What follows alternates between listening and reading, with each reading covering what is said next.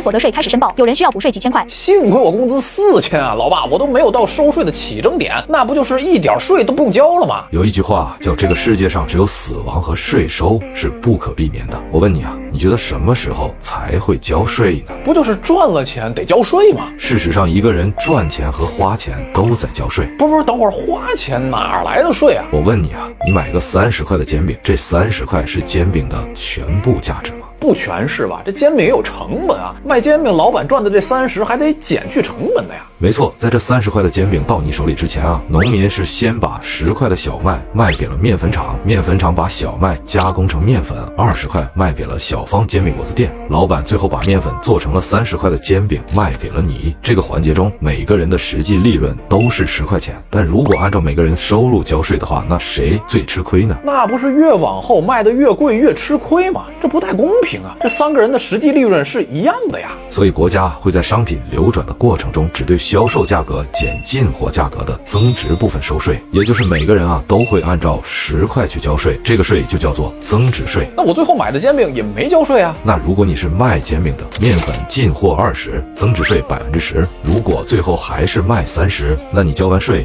利润是多少呢？赚10块钱交1块钱的增值税，最后剩9块呗。那要是你还是想每个煎饼继续赚10块，你会怎么办呢？那就只能卖31了。不愧是你啊！所以其实从小麦到面粉再到煎饼，每一个环节的商家为了确保自己的利润，都会把增值税加到售价当中。小麦就会卖11，面粉就会22卖给小方煎饼店，最后呢再33卖给了你。那岂不是我每一笔消费都在交税啊？每个人除了支出的部分，收入部分也是赚的越多，交税越多。如果你一个月工资超过了5000，超出的部分就要按照比例交个税了，最高要交45%啊！那我以后还是不打工，去当老板吧。当老板还会更复杂。如果你想把公司赚到的钱揣进自己的口袋里，除了增值税之外，公司利润还要交企业所得税，最后再交20%的分红税，才能揣到老板自己的口袋里啊！我勒个都，真的好复杂呀！不过国家为了鼓励小微企业，推出了很多的税收优惠政策，比如增值税和企业所得税的减免，个人所得税啊也有住房、养老等可以抵扣减税的政策，所以每年申报完之后啊是有机会退税给你的呢。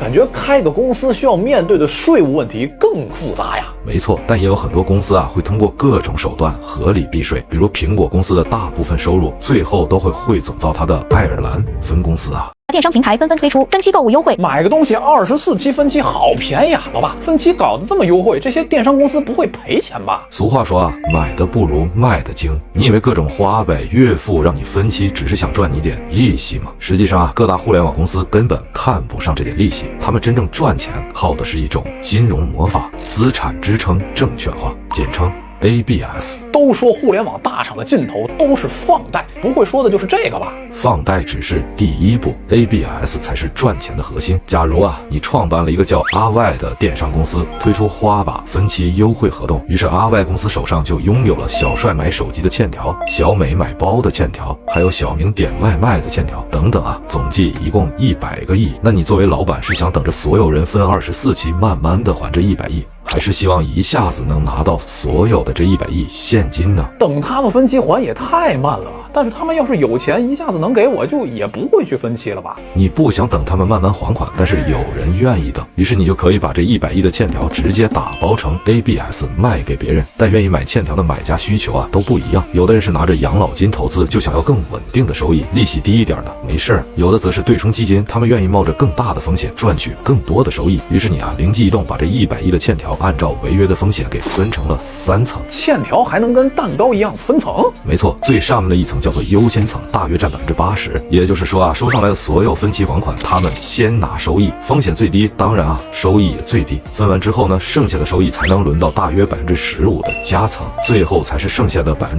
的劣后层拿收益啊。那这劣后层也没有人会买吧？很可能就拿不到钱了呀。这个时候，你的阿外公司为了让更多的人放心去买 ABS， 于是就跳出来主动买下了这5个亿的劣后层。你这就是在向其他买家说啊，要是亏钱了，那就先亏我自己的这一部分。于是其他买买家一下子就都放心了，剩下的95亿优质资产也就都被抢购一空了呀。你的意思是说，原本2年才能拿到的100亿，现在一下子就能拿到95亿现金了？关键就在于拿到了的这95亿现金还可以继续去放贷，然后再打包成95亿的 ABS， 自己拿下5亿的劣后层，再卖出90亿回笼资金，继续发 ABS， 收回85亿现金，继续循环往复。这样发个5轮就变成多少钱了呢？这不直接100亿变450亿了？这钱还真能凭空变多呀！更关键的是，一开始放贷的100亿还并不都是阿外公司的，因为作为电商平台，他手里有大量用户在平台的交易数据，一个用户每个月收入是多少，消费多少，家庭住址是不是固定的，可以轻松的通过这些大数据判断一个人的还款能力。而传统银行手中恰恰缺少可以放贷的优质目标，这100亿中的70个亿其实都是银行借给阿外公司的。这怎么有点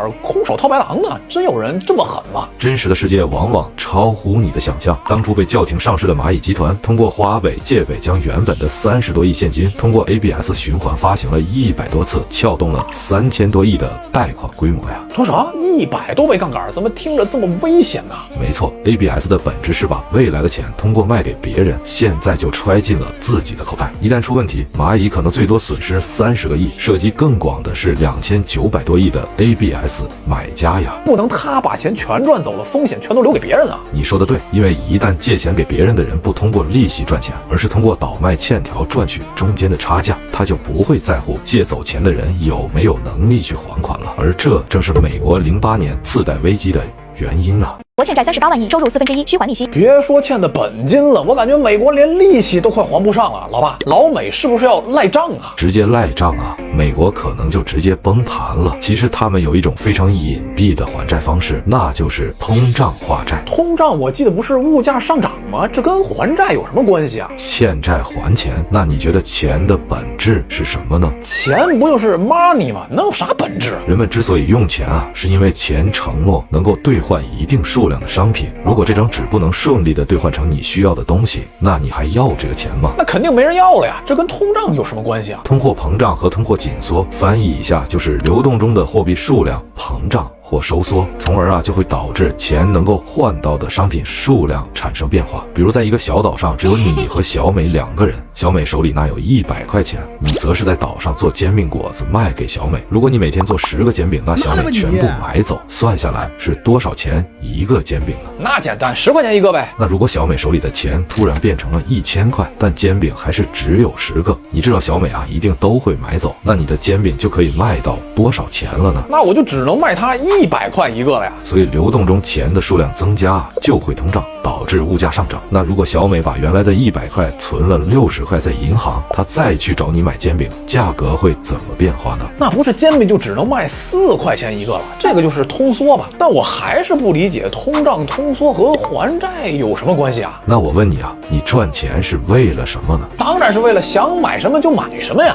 没错，所以单纯拥有钱的数量增加是没有意义的，一定要可以兑换一定的商品或服务。如果你拥有这一张100万亿的津巴布韦纸币，但却只能买一个馒头，你也不愿意当津巴布韦的亿万富翁吧？这张津巴布韦币有14个零啊，它这个钱是一点不值钱了呀。是所以如果你为了经营小方煎饼果子店借了100块，当初10块钱一个煎饼的时候，你得卖10个煎饼才还得上钱。但如果市面上的钱太多了，通货膨胀，物价上涨到100块一个煎饼，这个时候你就只需要卖掉1个煎饼就能还掉欠的100块了呀。我了个豆，虽然还的数量是一样的，但是实际这100块的购买力缩水了呀。所以欠钱的人都喜欢通货膨胀，因为同样是还100块，但借钱的时候相当于得还10个煎饼，而还钱的时候只还1个煎饼就够了。但如果你是债主，当别人还给你100块的时候，你是希望能买10个煎饼，还是只能买1个了呢？当然是10个呀，能买的越多越好嘛。所以如果是通缩，煎饼下降到4块钱，欠100块的人相当于原来只需要还给债主10个煎饼，但现在却增加到25个了。也就是说，通缩物价下跌对债主有利。那么你想一下，美国是欠钱的还是借钱给别人的呢？老美不是欠了好多钱吗？这么说，老美肯定是希望通胀物价上涨了呀。你终于看明白了，美国欠的是美元，而美元是他自己印的。只要他通过印钞增加货币供应，引发通胀，虽然账面上还的还是同样的数字，但实际还掉的商品价值却大大缩水了呀。所以未来他就一定会持续印钞啊。看来通胀不仅是物价问题，更是财富在债权人和债务人之间的一次秘密大转移啊。总结得很到位，不同的经济周期中啊，不同的资产价格也会有不同的表现啊。